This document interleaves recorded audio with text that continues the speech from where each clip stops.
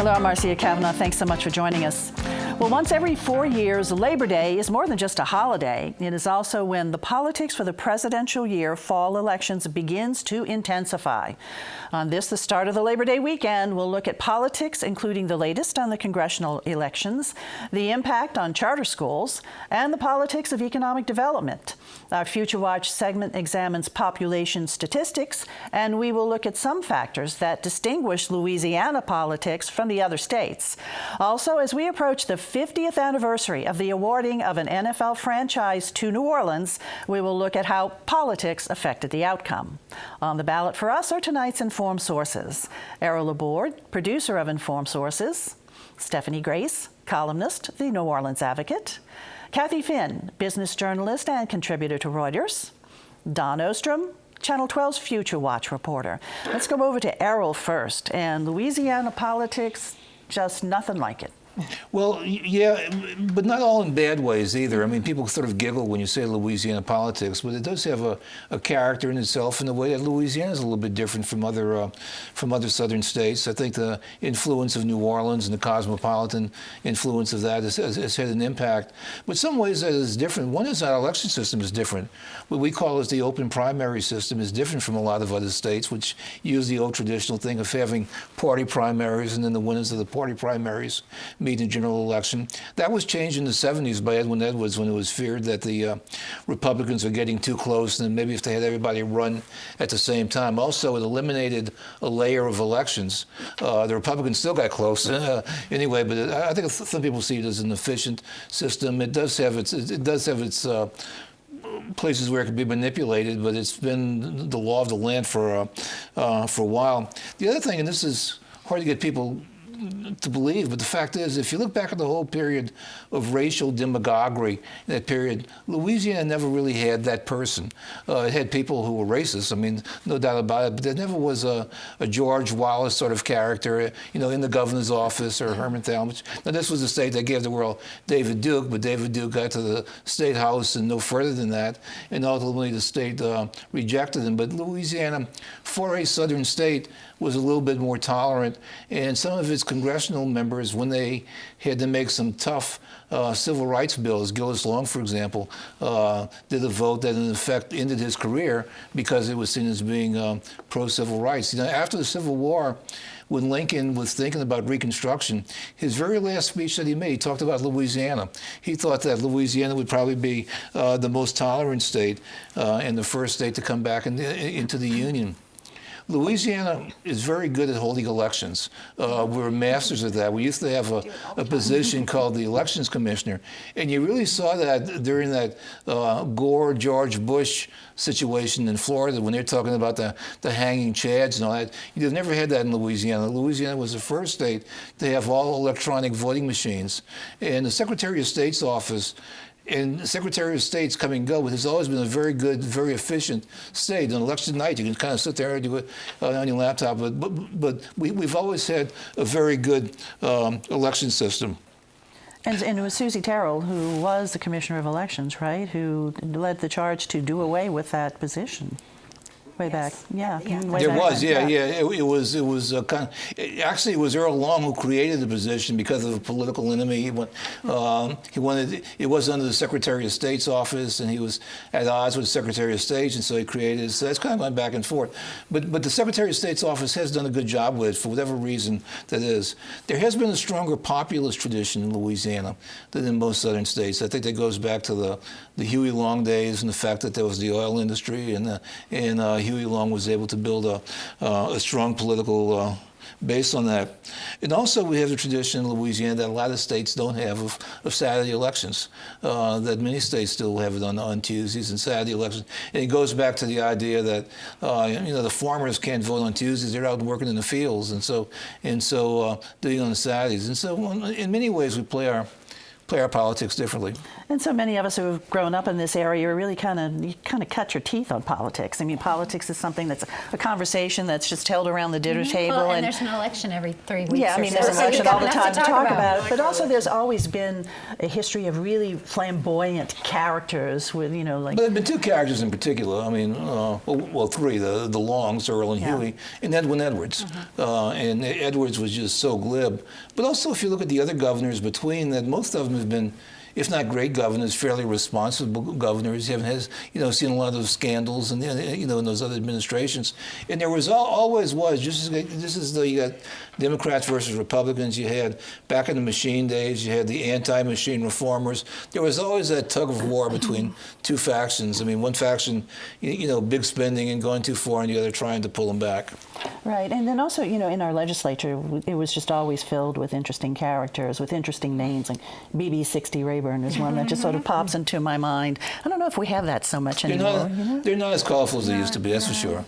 Getting a little bit more serious about it, and it is a time to get serious because the state certainly has some really big problems to confront. Okay, thanks a lot, Errol. Let's go over to Dawn right now, and Katrina just really changed things so much in so many ways for this region, including some population shifts and moves, and that's what you're going to tell us about. Right. We'll stick mostly to Orleans Parish, just so we don't confuse people with hundreds of numbers, but just one that really does stick out, Orleans Parish, by contrast to St. Tammany Parish. If we look at just the active receiving male households, which is one way to count the population.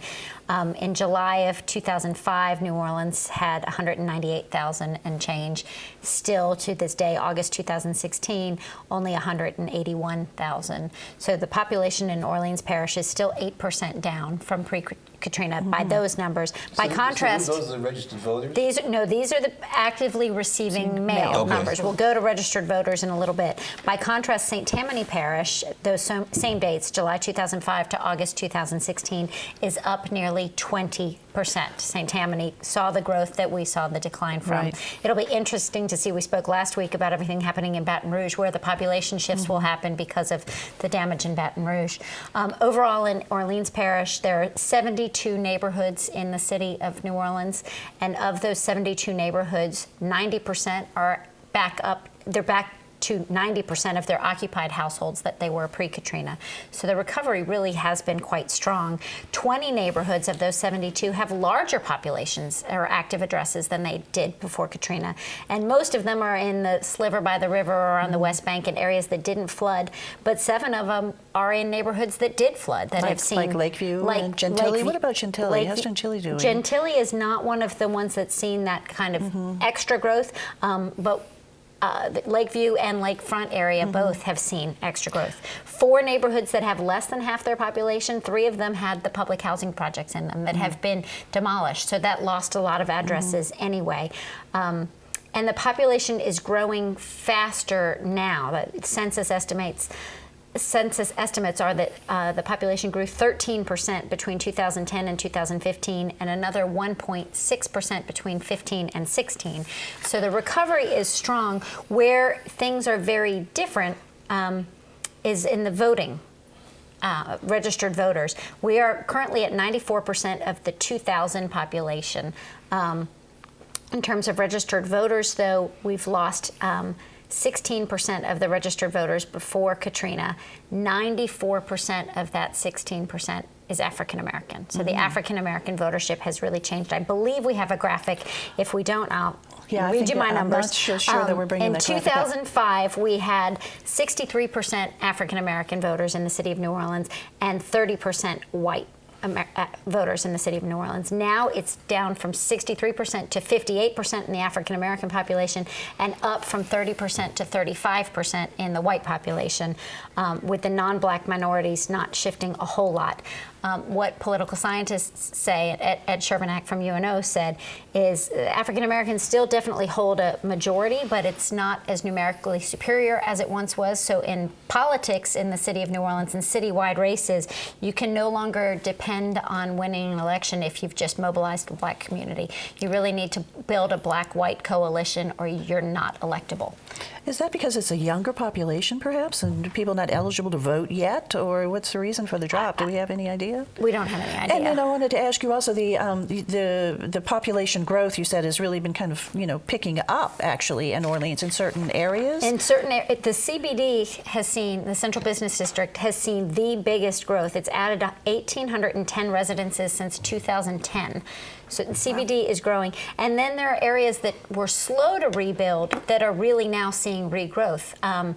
New Orleans East, the Lower Ninth Ward, the Little Woods area, those neighborhoods are starting to take off where they're still not at 90% of their pre-Katrina population. It'll take a long while because those neighborhoods were decimated. Yeah. They're growing fast and furious now too. So the population is on track to maybe get back to pre-Katrina levels and bigger. We're not that far We're not that far off. Really? No, not at all. Interesting. So general population for Orleans is what, about at 365 or something like that? Oh gosh, I've got it somewhere in all my numbers. Okay, well, at any rate, prior to the storm, it was over 400,000. Yeah. Right. And then the receiving mail population alone, just households receiving mail, that's not, so that's my household, there are 5 of us, it just would count 1. Before Katrina was 198,232. Currently, it's 181,654. So about 16,000 difference right now. Okay. Even prior to the storm, there was always sort of a steady decline in the population in the city. I think one time, I think at the peak it was almost 600,000, and it wasn't Katrina; it was the growth of the suburbs. Right. And as you got that flow out of the city. Well, and with all the building downtown and new residences downtown, and the boom of millennials coming in, it's interesting to see the population shift. And also empty nesters now too, or they're downsizing and moving into those condos. That's attractive. The cost of some neighborhoods is probably having an influence. Right. Okay, very interesting, Dawn. Thanks a lot. Stephanie, over to you. And we are now, the election season is now, we're in it, and we're going to start getting bombarded with spots left and right. They are Let's take a look at our congressional races first. Okay, of course, the marquee race is the U.S. Senate race. This is to replace David Vitter, who is retiring. And, as Errol said, we have these kind of come one, come all elections. Other states really at this point have settled on a Republican versus a Democrat for these big races. We have not. We have, so we're going to be seeing Republicans going after Republicans and Democrats going after Democrats in this vast Senate field, 24 candidates. Maybe 5 to 10 who are legitimate, who have a shot at getting into a runoff. You really don't need that many votes to get into a runoff with so many candidates if they are spread so widely. So, we're going to be seeing Republicans, John Kennedy, the treasurer, probably starts with the most name recognition and good poll numbers, so the other Republicans trying to take him down.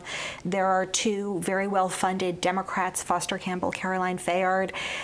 If there were one, probably the Democrat would get into the runoff, but there are 2. So are they going to split the vote, or will one rise? So they're going after each other.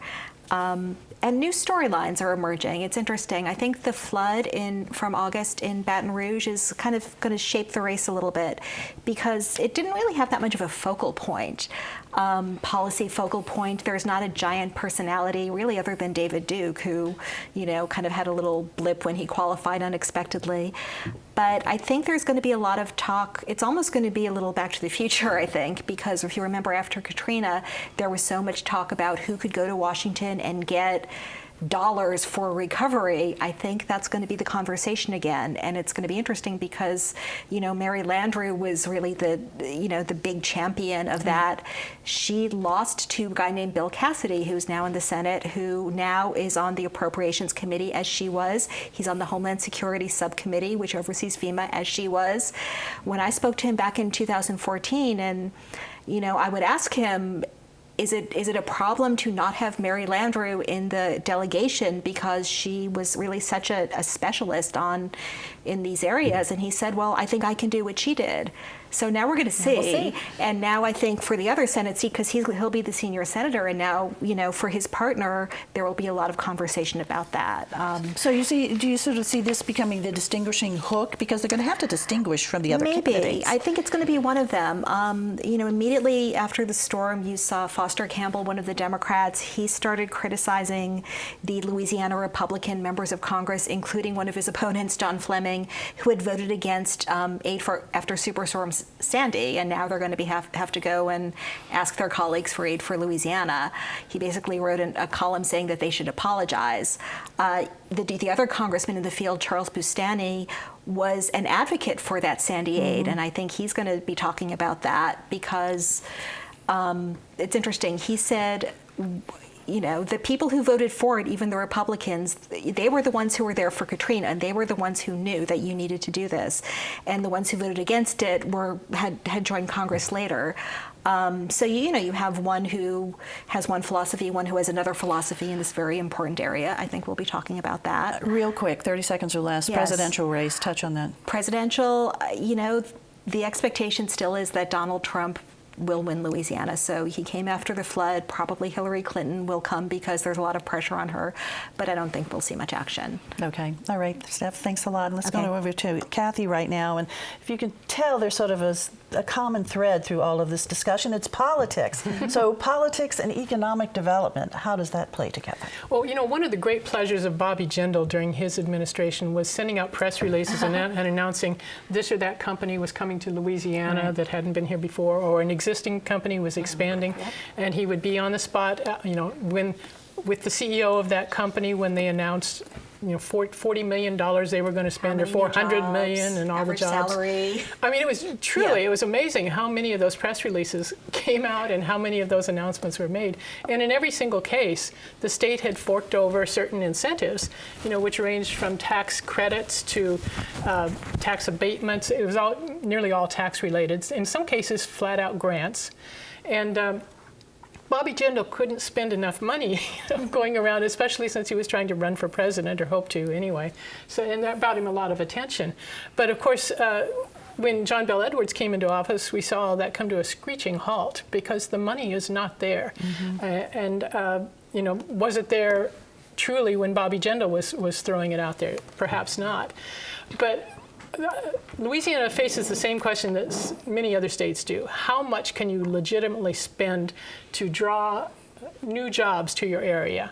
And what is a reasonable cost to get them here?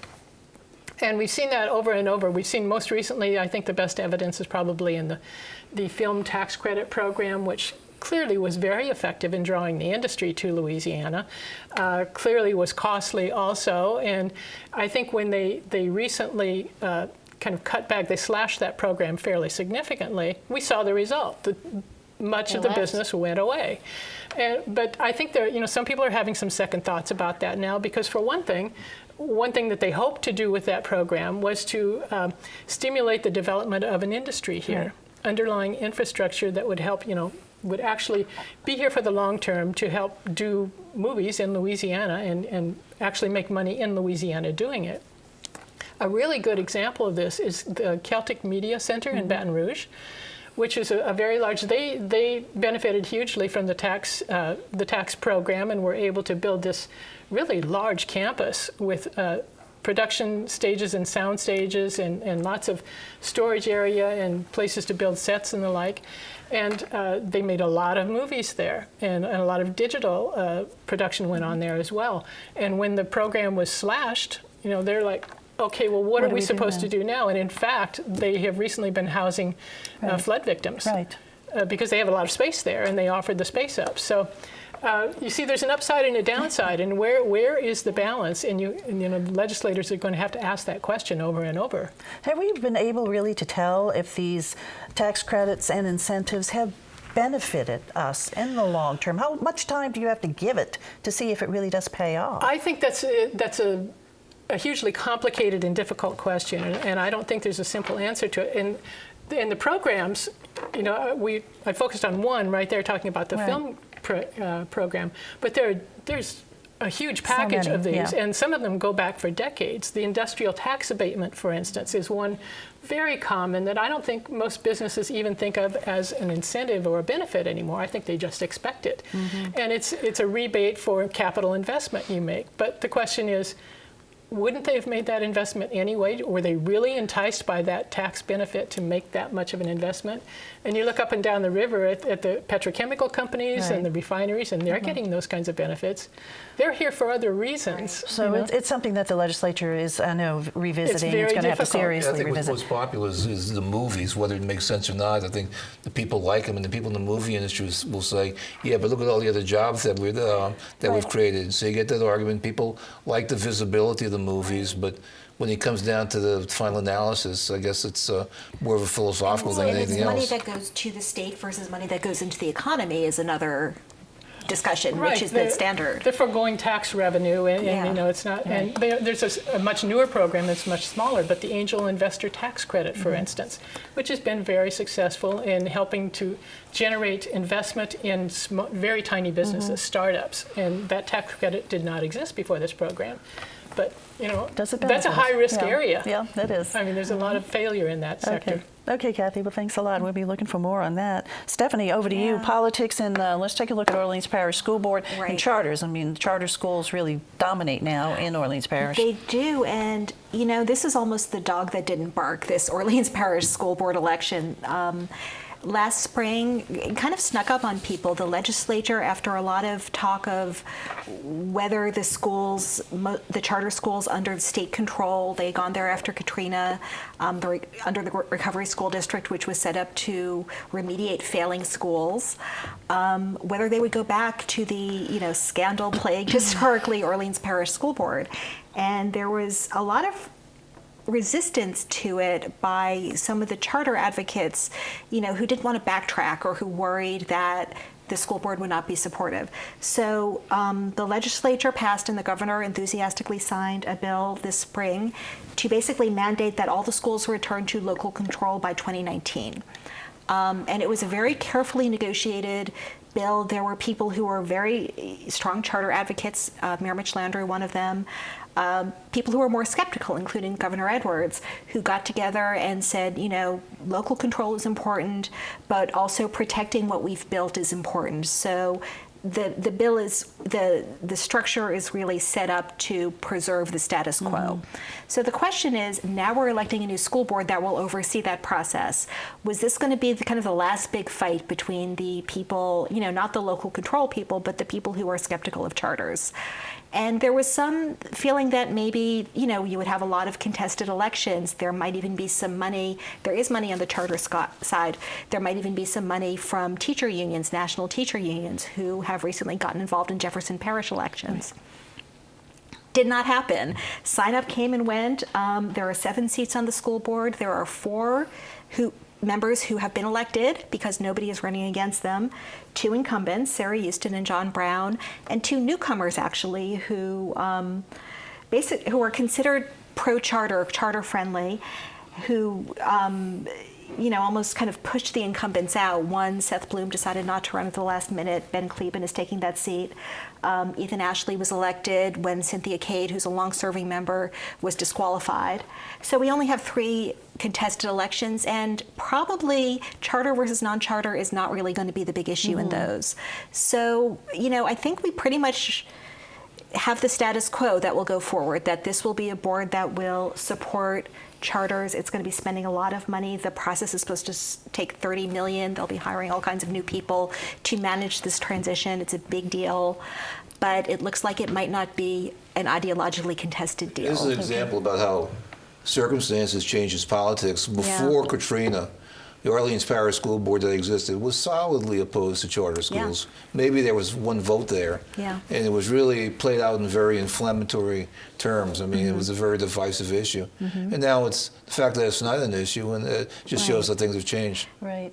Okay, thanks, Steph and Errol. I'm going to Kathy real quick now because we want to find out 50 years the Saints and politics involved in bringing the Saints to us. No question about it. The Saints wouldn't be here were it not for a couple of very influential congressmen. Hale Boggs was a congressman at the time. In fact, he was the House Majority Whip. A guy named Dave Dixon in New Orleans had been lobbying the NFL and the AFL, the American Football League existed then, to bring a team, an expansion team to New Orleans, and he just hadn't been successful. Well, he hit upon an appropriate time. It was fortuitous that he had struck up a friendship with Pete Rozelle, who was NFL commissioner. And he learned that the AFL and NFL wanted to merge because it just wasn't working out having 2 leagues. But they would need, in order to do that, they would need an exemption from antitrust provisions. And to get that, they would have to go to Congress. And Rozelle admitted to Dave Dixon that he was worried about getting that exemption.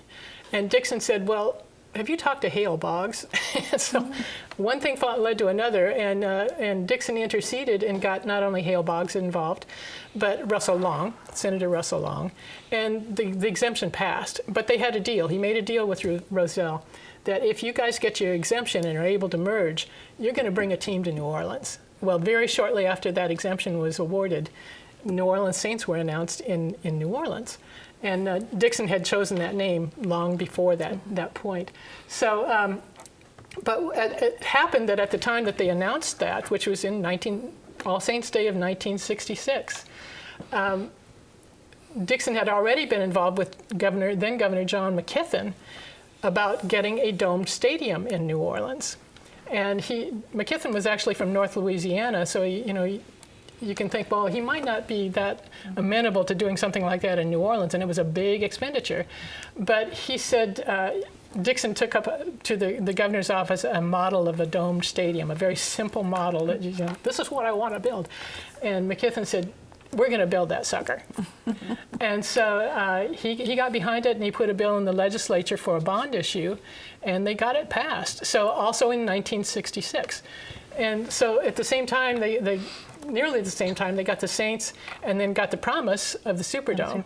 Right. So it didn't happen for a number of years afterwards because another legislator, John Schwegman Sr., brought a lot of lawsuits against it, and so there was like a 7 or 8 year delay, but it finally opened in 1975. And the price tag went way up from that model, that original model. Way over. A lot of times in politics, when you have a really controversial issue, it takes someone identified with the opposite side to bring acceptance. The great example was Nixon going to China. Yeah. Okay, Hubert Humphrey going to China would have been suspicious, but not Nixon. Same thing. It took a governor from North Louisiana to be able to sell the Superdome to the rest of the state. And we thank John McKithen for it. No kidding. He was a great governor.